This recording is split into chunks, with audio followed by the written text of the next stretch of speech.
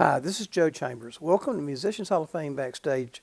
Today's clip is part 2 of an interview we did with Skunk Baxter.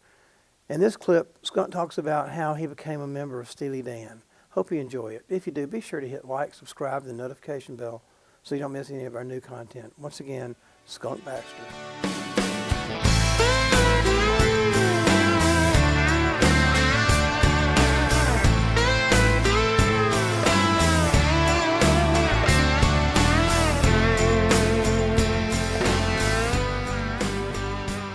Welcome back to Musicians Hall of Fame with Skunk Baxter. So, okay, Steely Dan. Well, first off, why you played Fender, right, for the most part? A lot of Fender guitars. Some of the guitars that I customized were Fender. What did you play with Steely Dan? I played a Les Paul. I played a bastard Telecaster that I actually dug out of the dumpster down at Fender down in Coronado. And I played Now you're talking about something they had a number of different discarded? guitars. Silvertone. I love Silvertone guitars. I love cheap guitars. A lot of people do. Was it a discarded Fender? Did they? Oh yeah. It was a second or something like that? It was a Telecaster body, and I took the finish off.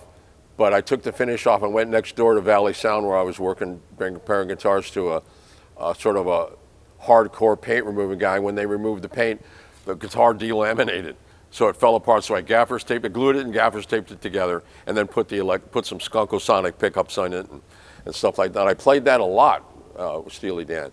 I had built a Fender Stratocaster, actually out of a piece of wood, and put some electronics in it that purportedly belonged to Eddie Cochran, and then routed the guitar out. I didn't have a place to route, so I did it in the parking lot, and then put it all together and went down and did mild school with the guitar. No kidding. Yeah. So how did you meet Steely Dan, or how did you become part of them? Because you were a founding member, right? Yeah, one of the original members. I was living in Boston at the time, doing a lot of session work and guitar repair. Dave Schechter and I had a guitar shop together in Boston. Yeah. And I was doing a lot of work in a studio called Intermedia Sound. Not officially the house guitar player, but it was like in the old days, somebody needed a guitar player, they'd either go to the union book or they'd call the union and say, we need a guitar player kind of thing. Yeah. So I was spending a lot of time down there and doing a lot of session work. And it started out, was playing in bands like the Ultimate Spinach and the Holy Modal Rounders and different bands in the Boston area. And I had met some guys in a band called the Bead Game. Just incredible band. And the drummer in that band was a gentleman named Jimmy Hodder, who I just thought was phenomenal, a drummer. And they were recording at Intermedia Sound. And the producer was a gentleman named Gary Katz. And so I met Gary through the work with the Bead Game and being down there and doing, other stuff. And he heard me play guitar. And then he said, listen, I'm doing an album in New York, because sometimes I would commute down to New York to work too, with a lady named Linda Hoover. Linda Willingham was her actual name, but Linda Hoover at the time. And these two songwriters are doing all the material. I think you'd be great for this. So, got on train, headed down to New York, and I met Walter Becker and Donald Fagen, who were the writers for this project. And so we did the project together, and they said, I've never heard anybody play our stuff like this. And I said, well, this is really amazing material. It's great to play. I'm loving it. And so we sort of made a pact that whoever could get a record deal, we'd try to form a band. And so Donald Fagen and Walter Becker moved to Los Angeles and got a publishing deal through Gary Katz at ABC Records. And so Gary thought, okay, we'll figure out a way to get the band together. We'll piggyback on this publishing deal. And so we said, okay, who's going to be in the band? And Walter Becker and Fagan knew a wonderful guitar player, Denny Diaz, who was also, they knew him from New York. And they said, who do you know? I said, well, Jimmy Hodder is an unreal drummer, and Dave Palmer is a killer singer. I've worked with him. And so, okay, everybody moved to LA, and let's see what we can do. Now, obviously we weren't making any money, so I was repairing guitars. I was playing sometimes in the house band at the Palomino Club. I was going on the road with Johnny Rodriguez, you know, and played with Linda Ronstadt, and just anything we could do to, you know, survive. And so we decided we needed to rehearse so that we could maybe do some demos. And we started to do some demo stuff with the guys from the Turtles. You know, we're singing background. It was, you know, whatever we can do, we were just hanging in there, and we would rehearse in the office of the president of the record company, Jay Lasker. It was Jay Lasker and Howard Stark were the president and vice president of ABC Records. So we'd wait till everybody goes home, and we set up in the office and we'd rehearse. One night, I guess, you know, either we'd had a couple too many beers or whatever, but we didn't break down. And so Jay shows up, says, "What the hell is this?" You know, and so Gary explained to them that he had this band.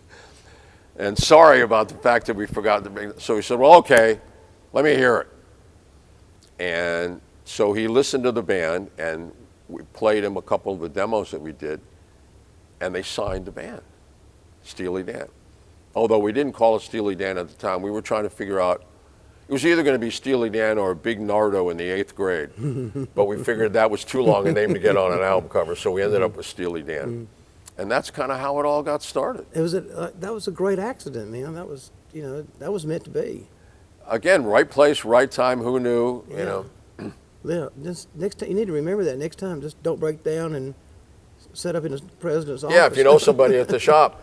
And we were also shopping the demos that we had done, and nobody, I mean, would you sign a band where their best song was Dr. Udo's Proto Man? You know, I get it, I understand it. Of course, after they signed Steely Dan and we had our first, and everybody wanted a Steely Dan band. But you know how it works, you know. Yeah, they only love you when you're playing Carnegie Hall, right? So that's kind of how it all got started. Like I told you earlier, one of my all-time favorite guitar leads was Ricky Don't Lose That Number. Oh, very kind. Oh man, I mean, like, it still sounds as good or better today to me than it did then. It just stands up. It's so good. Those little riffs you did. One day I want you to show me, because I'll never figure it out. I'd be happy to. And obviously, much guitar playing is improvisation. Especially when you play, do you play it like Mike Campbell with Tom Petty? He plays everything note for note, like the record live. You know, do you, when you perform, can you still play that lead like you did on the record, or do you just not even try? No, to? that I do because people seem to be very fond of it. Yeah. So I obviously am proud of it, and again, a lot of guitar playing is improvisation, but to me, and especially in the sort of the Steely Dan atmosphere that we were in, I still think that a good guitar solo is a composition in itself. It's a composition inside a composition. Yeah, because to me, I mean, that lead was, correct me if I'm wrong, but it was kind of like in segments, kind of like All on the Watchtower is different segments. You know, I thought about it. Yeah. You know, I knew what I wanted to do, and I worked it out because, again, I just wanted to do like a mini composition. Yeah. So you didn't just, it didn't just fall out. I mean, you actually worked on that. Yeah, that I worked on. Yeah. My old school, that was just a ripper. Yeah. And Yeah, that's great. and too. Donald, and Becker and Fagan were always fond of torturing, their musicians and doing, 20 takes. Right. And I said, no, that's it. Yeah, right. That's it. Yeah. And we had a thing. I mean, even though Walter and Donald were very much in control, we had a thing called a gotta have it. And so I said, I am invoking a gotta have it. I got you. And they said, okay. Yeah. Well, you were right. Well, I know. Yeah. Now, Elliot Randall he created "Reeling in the Years" riff. Is that correct? Yes. And were you still in the band at that time? Oh, yeah. And I played the beginning and the end, then he played the solo in the middle. Another unbelievable. Wonderful player. Yeah, man. I mean again though that I can't imagine that just fell out. That had to have been written too, didn't it, to some extent? Or did I think a lot of that fell out. Really? Elliot's a great improviser, a great player, and he did what a lot of players do, including me, is if you're looking for something to play, start with a melody. Yeah. I mean, to me, I classify that like Hotel California. I mean, it's just very similar in the fact that there's the twin guitars playing together and everything. It's just incredible, and it's so melodic, and you hear it, and you remember it. So many guitar players, it seems like, try to be super fast, but you really don't. It just goes by, and you don't retain it. It's your stuff, and Elliot's lead, and Don Felder. It's infectious. I mean, you hear it and you know it. Well, the question is, who are you playing for? Yeah, right. Now, if what you want to be known as a speed demon and, just regurgitate all your chops, okay, there are probably a few people that would appreciate that, but that's not what you're doing. As a member of a band or as a studio musician who is participating in the production of a record, your job is to suss out the musical landscape and, to the best of your ability, interface into that. So, who are you trying to impress? Only person I'm interested in is either my bandmates or the producer. My job is to do what he wants me to do. And, unless you're in a self-contained band, and obviously everybody contributes. But I've been a studio rat for, my God, I think about it now, 55 years. Well, hey, let me take another break here. And when we come back, I want to talk about your take on being a session musician and what makes a great session musician, and also Doobie Brothers as well. Sure. So we'll be right back after this.